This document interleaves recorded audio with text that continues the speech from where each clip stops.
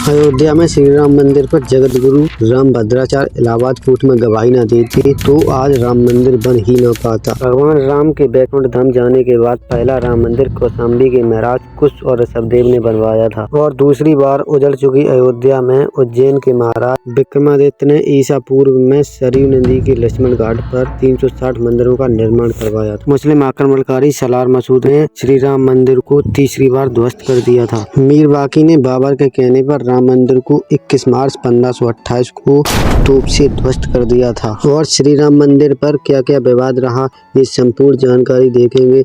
हमारे चैनल पर आने के लिए धन्यवाद। अगर आपने अभी तक हमारे चैनल को सब्सक्राइब नहीं किया तो हमारे चैनल को सब्सक्राइब करो और वीडियो को लास्ट में अंत में देखने के बाद अगर आपको वीडियो अच्छी लगे तो हमारी वीडियो को जरूर शेयर करें। और अब इसके इतिहास से पहले अब इसमें कुछ बेसिक चीजें देख लेते हैं। ये सिर्फ 1 मिनट चाहिए आपका।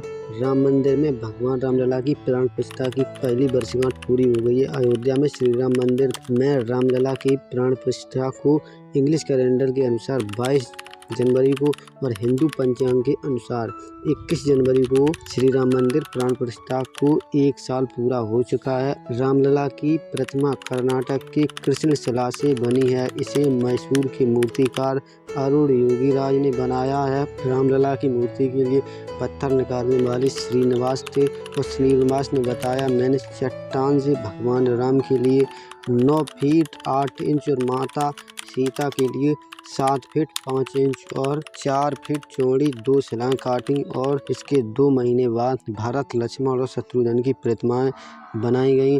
श्री राम मंदिर के निर्माण के में 1800 करोड़ रुपए का बजट रखा गया है। श्री राम मंदिर 250 फीट चौड़ा, 380 फीट लंबा और 161 फीट 49 मीटर ऊंचा होगा। एक बार पूरा होने पर मंदिर परिसर दुनिया का तीसरा सबसे बड़ा मंदिर होगा। इसे नागर शैली की वास्तुकला की गुर्जर चालुक्य शैली में डिजाइन किया गया है, जो एक प्रकार की हिंदू वास्तुकला है जो मुख्य रूप से उत्तरी भारत में पाई जाती है। अयोध्या में राम मंदिर में रोजाना 1 लाख से ज़्यादा लोग दर्शन करने आते हैं। रामलला की स्थापना के बाद से अब तक 1.5 करोड़ लोग दर्शन कर चुके हैं। अयोध्या में पहले ही दिन रिकॉर्ड तोड़ 5 लाख लोगों ने राम मंदिर के दर्शन किए थे। और अब सबसे पहले देखते हैं श्री राम मंदिर का इतिहास। भगवान राम का जन्म होने के बाद उन्होंने रावण वध किया। फिर इसके बाद भगवान राम के पुत्र कुश ने बनवाया था पहला राम मंदिर। पौराणिक कथाओं और धर्म ग्रंथों की में कुछ ऐसा है इतिहास, जब भगवान श्री राम प्रजा सहित बैकुंठ धाम चले गए तो पूरी अयोध्या नगरी, मंदिर, राजमहल, घाट द्वार सरयू नदी में समाहित हो गई। मात्र अयोध्या का भूभाग ही बच गया और वर्षों तक यह भूमि ऐसी ही पड़ी रही। बाद में कौशाम्बी के महाराज कुश ने अयोध्या को फिर से बसाया। इतना ही नहीं, इसका वर्णन कालिदास के ग्रंथ रघुवंश में है। लोमश रामायण के अनुसार कुश ने सर्वप्रथम पत्थरों के खम्भों वाले मंदिर को अपने परमपिता की पूज्य जन्मभूमि पर निर्माण करवाया। वहीं जैन परंपराओं के मुताबिक अयोध्या को ऋषभदेव ने फिर से बसाया था।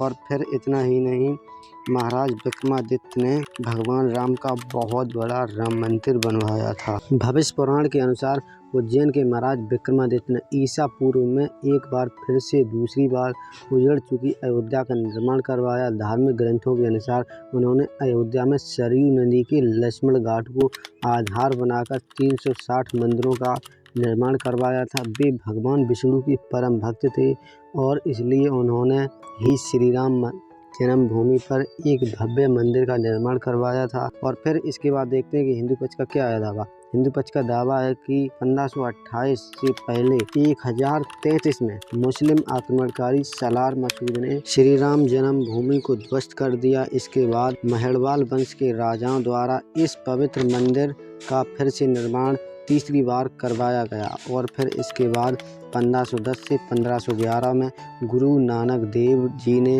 भगवान राम के दर्शन किए थे। और अब देखते हैं कि साल 1528 से 29 के बीच बनाई गई बाबरी मस्जिद का क्या है विवाद। इसकी शुरुआत साल 1528 में जब बाबर के सेनापति मीर बाकी ने अयोध्या में बाबरी मस्जिद बनाई। इस मस्जिद को मुगल काल की एक बाबरी मस्जिद माना जाता है। वैसे बाबरी मस्जिद का मॉडर्न दस्तावेज में भी जिक्र है। जैसे साल 1932 में छपी किताब अयोध्या हिस्ट्री ने भी बताया गया है कि मीर बाकी को बाबर ने ही हुक्म दिया था कि अयोध्या में राम मंदिर है, यहाँ के मंदिर को तोड़कर मस्जिद को बनवाना होगा। राम मंदिर को 21 मार्च 1528 को तोप से ध्वस्त कर दिया था और फिर 1528 से 1605 तक 30 युद्धों का जिक्र मिलता है। फिर अकबर के कहने पर बीरबल और टोडरमल ने बाबरी मस्जिद के सामने राम चबूतरे बनने की बात की है और फिर यहाँ पर राम चबूतरा बन गया। और फिर राम चबूतरा बनने के बाद यहाँ पर पूजा अर्चना शुरू हो गई थी और फिर इसके 300 सालों बाद 1558 में पहली बार हवन पूजन करने पर FIR हुई। 1558 में एक किताब अयोध्या रिविजिटेड के मुताबिक 1 दिसंबर को अवध के थानेदार शीतल दुबे ने अपनी रिपोर्ट में बताया कि परिसर में एक राम चबूतरा बना है। ये पहला कानूनी दस्तावेज है।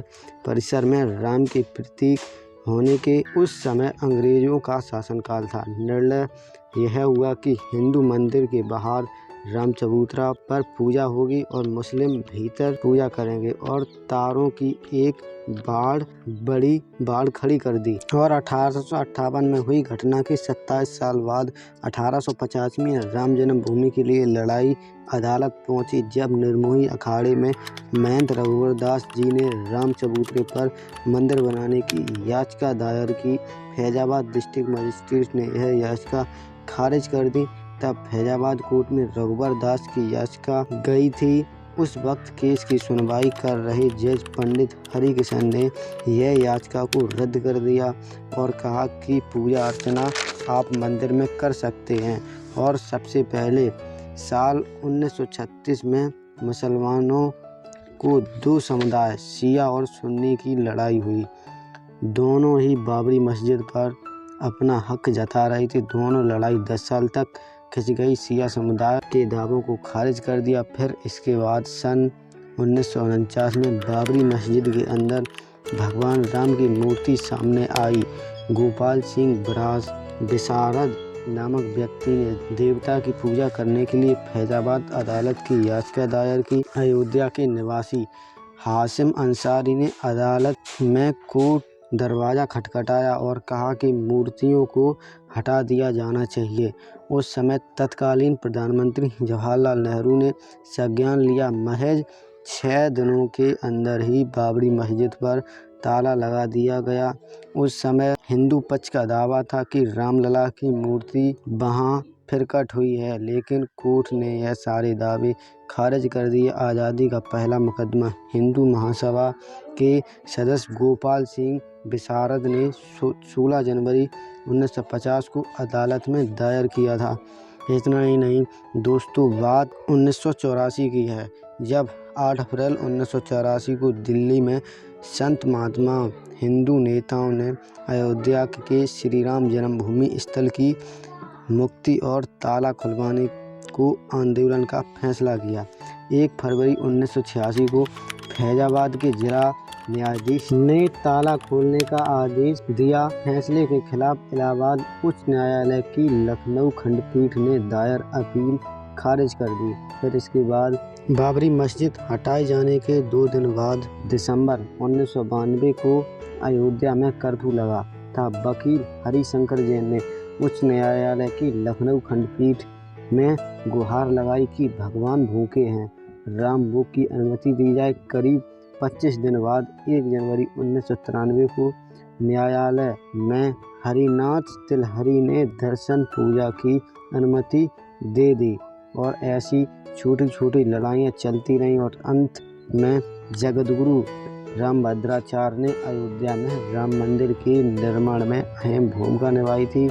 राम जन्मभूमि के लिए आंदोलन में इन्होंने कई प्रमाण दिए और गवाही दी। उन्होंने कोर्ट में राम जन्म के 441 प्रमाण दिए थे। उन्होंने इलाहाबाद कोर्ट में यह गवाही दी थी कि और कई प्राचीन धर्म ग्रंथों का हवाला दिया। उन्होंने तुलसीदास की 2 कृतियों के कई छंदों का भी उल्लेख दिया था। और कोर्ट के फैसले के बाद 22 जनवरी 2024 को राम मूर्ति स्थापित की गई और 23 तारीख से लोग मंदिर में पूजा करने जाने लगे। Thank you, all the very best. अगर वीडियो अच्छी लगी हो वीडियो को ज़रूर शेयर करें। Thank you.